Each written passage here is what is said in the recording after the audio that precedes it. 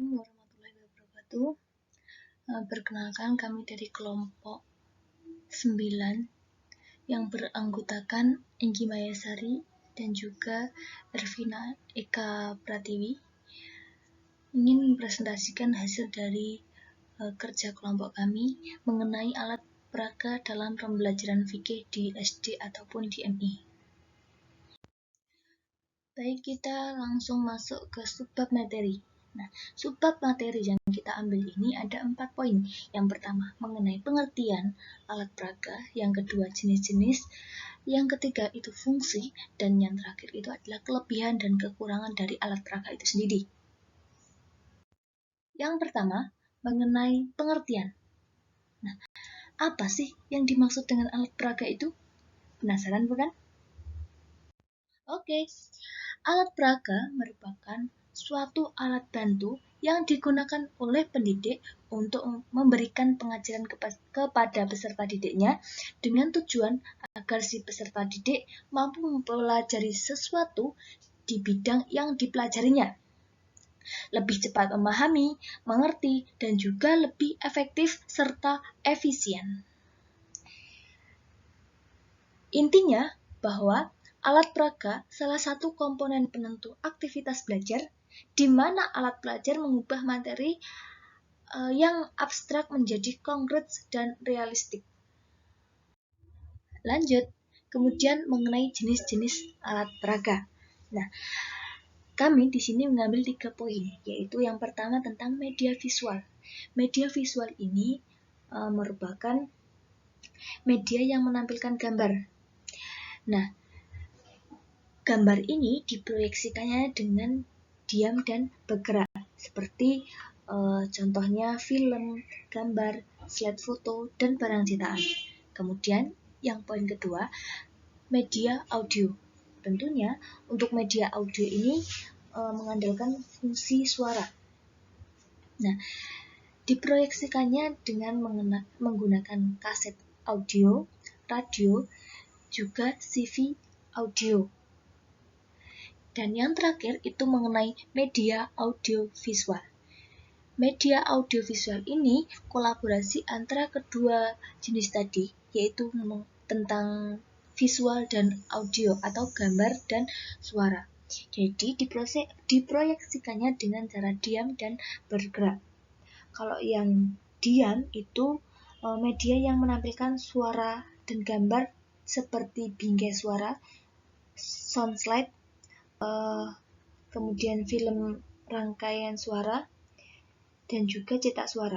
Untuk yang audio video visual yang gerak, itu media yang dapat menampilkan unsur suara dan gambar yang bergerak seperti film suara, juga video kartun. Umumnya, untuk jenis-jenis alat peraga ini dibagi menjadi 2, yaitu secara langsung dan tidak langsung. Yang langsung itu jika pendidik menerangkan materi pembelajaran baik di kelas maupun di luar kelas dengan menunjukkan benda aslinya. Nah, seperti contoh air yang digunakan untuk berwudu, air yang suci ya. Kemudian debu, ini digunakan untuk bertayamum, serta kain kafan asli untuk mempraktikkan tata cara mengkafani jenazah agar siswa jauh lebih paham. Nah, itu kalau langsung. Dan sedangkan yang tidak langsung ini, pendidik menerangkan materi baik di kelas maupun di luar kelas dengan mengandalkan penggantian terhadap benda yang sesungguhnya. Nah, seperti contoh itu berupa slide PPT, kemudian ada foto, film, gambar, juga benda tiruan atau miniatur, sketsa atau bagan. Nah, apabila guru hendak menerapkan alat peraga tidak langsung, dapat menggambarkan jarak jauh, maka dapat menampilkan atau mengirim video, animasi, foto atau gambar yang sesuai dengan materi yang dipelajarinya.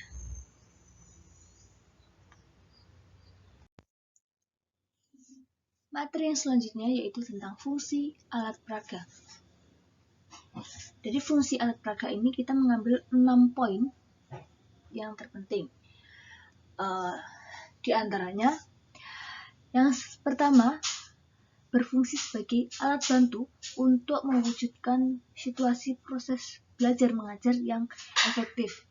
Nah, dari sini alat peraga bukan lagi fungsi tambahan dalam proses pembelajaran. Yang kedua, suatu bagian yang integral dari keseluruhan situasi belajar mengajar. Nah, alat peraga ini salah satu unsur yang harus dikembangkan oleh guru dan pendidik. Kemudian, poin yang ketiga yaitu alat peraga harus memperhatikan tujuan dan bahan pelajar. Kemudian, alat peraga bukan hanya dijadikan sebagai alat hiburan atau hanya dijadikan pelengkap proses pembelajaran supaya lebih menarik perhatian siswa. Selanjutnya, digunakan dalam pembelajaran diutamakan untuk mempercepat proses belajar mengajar dan memudahkan siswa untuk memahami penjelasan dari guru.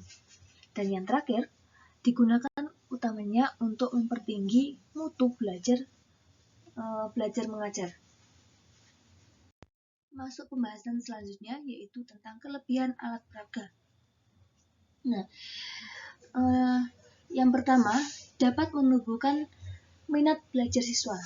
Nah, dari sini sudah jelas bahwa siswa dapat tertarik dengan pembelajaran yang kita bawakan.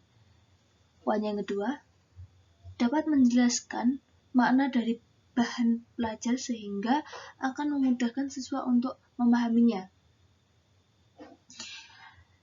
Kemudian, dengan alat peraga akan membuat metode mengajar lebih bervariasi sehingga siswa tidak akan mudah merasa bosan.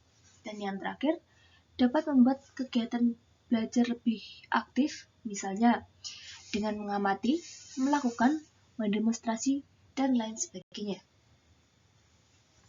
Poin yang terakhir yaitu kekurangan dari penggunaan alat peraga. Nah, dengan mengajar menggunakan alat peraga akan lebih banyak menuntut seorang guru atau pendidik. Kemudian, penggunaan alat peraga juga akan lebih banyak waktu yang digunakan untuk proses persiapannya. Dan yang terakhir, penggunaan alat peraga juga akan memerlukan kesediaan biaya. Mungkin cukup sekian video pembelajaran kita pada kali ini.